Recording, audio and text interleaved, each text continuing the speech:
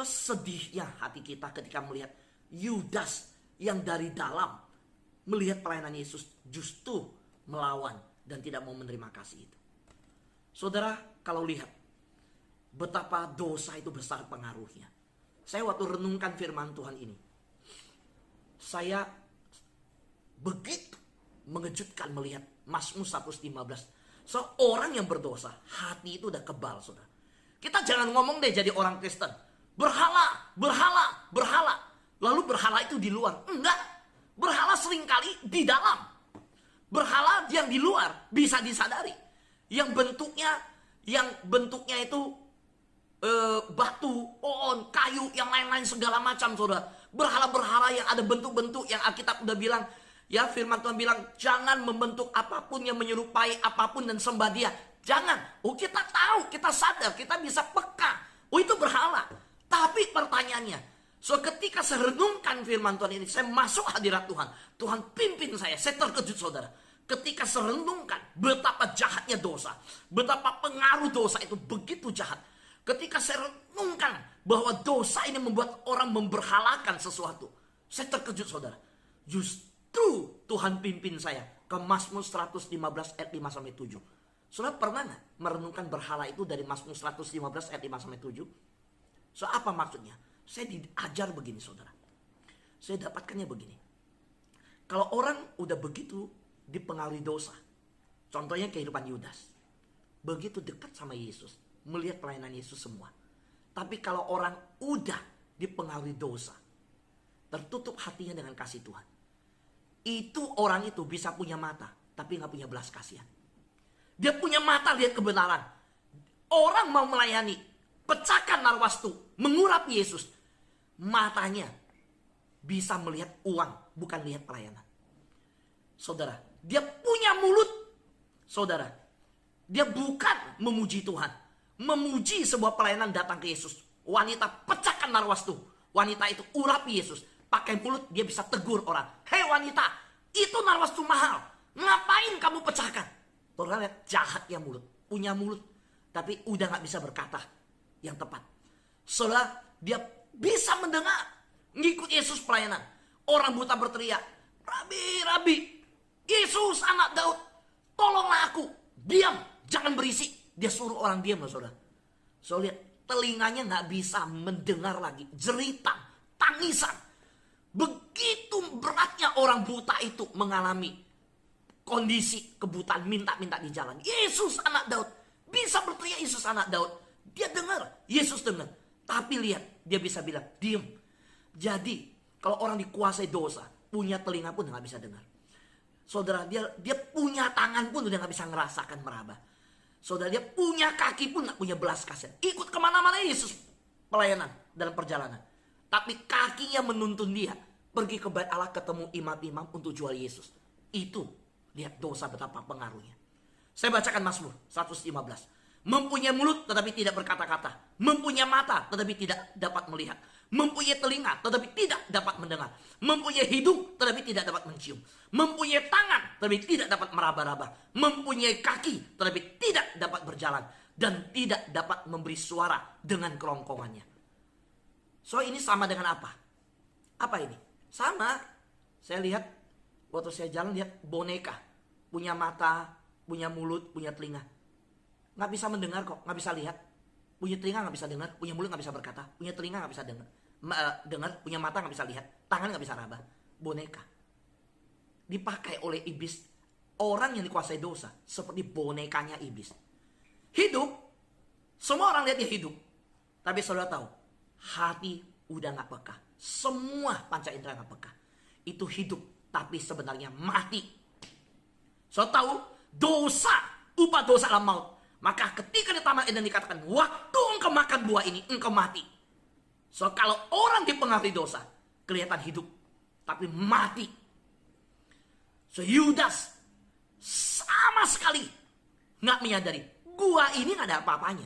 Saya ini nggak ada apa. Diangkat oleh Yesus jadi murid Yesus, mengikut Yesus kemana? Anak Allah turun dari surga, dilayakkan jadi timnya dia melayani. Betapa anugerah Tuhan besar. Enggak tuh. Hati tetap nggak merasakan bahwa itu anugerah. Rasanya layak. Bahkan menganggap layak dapat uang. Layak untuk bisa nimbun uang. So bayangkan saudara. Ini yang saya doa, saya minta kita yang doa fajar, kita yang dengar firman Tuhan ini. Hati-hati. Jangan sampai dosa begitu mempengaruhi kita. Sehingga kita menganggap kita udah layak semuanya. Semua kita milik kita. Jangan sampai kita gak peka punya telinga, punya tangan gak peka, punya mata gak peka. Saudara, bukankah berhala seperti itu? Berhala disembah-sembah oleh Kanaan, patung-patung yang disembah oleh tanah Kanaan. Yesus berkata, Tuhan berkata di dalam perjanjian lama, jangan sembah dewa-dewi itu. Mereka tidak bisa melihat, punya mata, tidak bisa mendengar. Saudara, di dalam perjanjian lama kita lihat, oh itu berarti yang di luar. Enggak, ketika diri pun sudah dipengaruhi dosa seperti ini. Saudara, dua respon terhadap kasih Tuhan. Mereka yang menolak kasih Tuhan, Yudas, termasuk anak-anak Tuhan yang tidak menerima kasih Tuhan, menolak kasih Tuhan. Itu kelompok Yudas. Mengkhianati kasih Tuhan. Kelompok apa? Kelompok yang punya mata, nggak bisa melihat. Saudara ingat di ayat zaman Yesus ingatkan. Bahwa apa? Aku di penjara kamu nggak besuk. Ketika aku nggak ada pakaian kamu nggak memberi. Ketika aku lapar, ketika aku haus, kamu nggak kasih minum. Tuhan, kapan kami lihat kamu begitu? Tuhan berkata, waktu engkau lihat yang tidak punya baju, tidak punya makan, tidak punya kasih, tidak kamu berikan semuanya. Itu kamu melayani aku. Tapi kalau orang menolak kasih Tuhan, nggak bisa tuh. Oh tapi ada pelayanan loh. Oh boleh pelayanan. Tapi hidup dikuasai dengan ketidakpekaan. Nah orang kedua, orang yang menerima kasih Yesus. Nah orang yang tipe seperti apa? Saya kasih contoh. Kemarin saya udah khotbahkan. Kalau saudara lihat keledai yang dilepaskan, yang diambil. Saudara orang itu, saya percaya alamin kasih Tuhan. Dia pernah dengar tentang Yesus. Karena gini, waktu datang, Yesus perlengkapi mereka bilang gini, lepaskan keledai itu, keledai betina.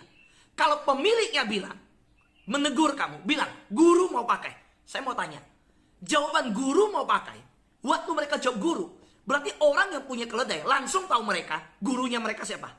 Yesus. Mereka cuma tinggal jawab guru mau pakai. Nggak usah jawab Yesus mau pakai. Kamu tahu siapa Yesus? Kamu tahu guru kami? Guru kami yang suruh. Orang itu bilang, gak tahu loh siapa gurumu. Jangan ambil keledaiku. Enggak. Mereka tinggal jawab guru mau pakai. Dan orang itu berikan. Saudara, kita hanya lihat sepintas dialog itu. Tapi kalau kita telusuri dengan sebuah kepekaan, saya percaya orang itu pernah ngalamin kasih Tuhan. Waktu dia dengar, oh ini murid Yesus. Waktu lepaskan keledai. Kalian mau apa lepaskan keledai? Guru mau pakai. Oh pakai. So lihat. Orang yang ngalamin kasih Tuhan rela saudara. Yang kedua. Ruangan waktu dipakai untuk perjamuan makan. So tahu apa yang terjadi? Mereka, Yesus bilang, kamu ke kampung Anu. Lihat orang yang bawa kendi air. Ikutin dia masuk ruangan. Dan bilang ruangan itu mau dipakai. Waktu mereka lihat, ada yang bawa kendi masuk kamu. Mereka datang bicara. Ikutin, masuk ruangan. Lalu mereka datang bicara, ruangan ini mau dipakai. Lalu apa? Siapa yang pakai? Guru. Oh, kasih. Orang itu bukan pengikut Yesus. Yang punya keledai bukan pengikut Yesus. Yang punya ruangan perjamuan bukan pengikut Yesus. Tapi mengapa mereka bisa berikan? Saya percaya mereka mengalami kasih Yesus. Mereka bukan murid yang sehari-hari sama Yesus. Tapi mereka bisa lakukan karena mereka alami. So lihat Markus 14 ayat 3-5. Ketika Yesus berada di Betania, di rumah Simon si kusta, dan sedang duduk makan, datanglah seorang perempuan membawa suatu buli-buli pualam berisi minyak narwastu murni yang mahal harganya.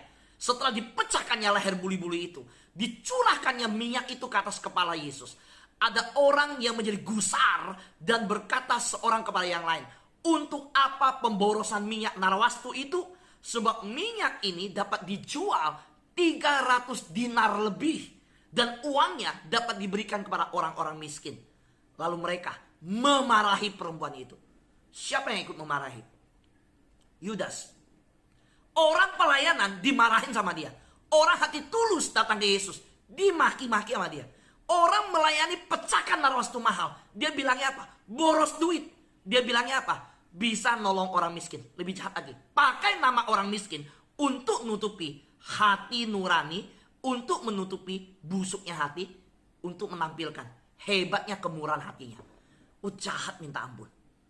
Pakai label orang miskin, nutupin busuk hati, malah mau tampilkan hebatnya hati. Dan orang sedang melayani ditegur. So ini murid yang benar-benar mengkhianati Yesus. Ini tipe yang benar-benar kasih Tuhan sama sekali nggak mau diterima, ditolak, ditutup. Dan saudara lihat, wanita yang memihaki Yesus, ini tipe yang menerima kasih Yesus.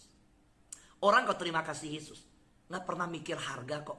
Mau bangun fajar, mau bangun jam 4, mau bangun belum tidak bisa tidur jam 3, mau malam jam 11 tidur, nggak ada masalah. Dia tahu, karena yang dia layani Tuhan. Mau harga apa? Saya mau tanya, harga apa yang kita bayar dibanding dengan harga Yesus? Seberapa hebat harga yang kita bayar dibanding Yesus? Nggak ada yang lebih hebat dari Yesus. Jadi nggak usah ngomong bayar harga. Belum, kita belum bayar harga. Belum ada apa-apanya dibanding Tuhan. Karena itu, kalau kita sadar ciri-ciri orang kalau udah ngalamin kasih Yesus, dia sadar kok harga yang dia bayar belum ada apa-apa. Karena kasih Yesus yang diberikan jauh melebihi semua yang kita bayar harga ini. Saudara, kita besok akan bersama-sama ketemu dengan tema selanjutnya. Yang dimana saya ingin mengajak saudara melihat bagaimana lebih dalam lagi menggali peristiwa penderitaan Yesus. Amin. Tuhan berkati kita.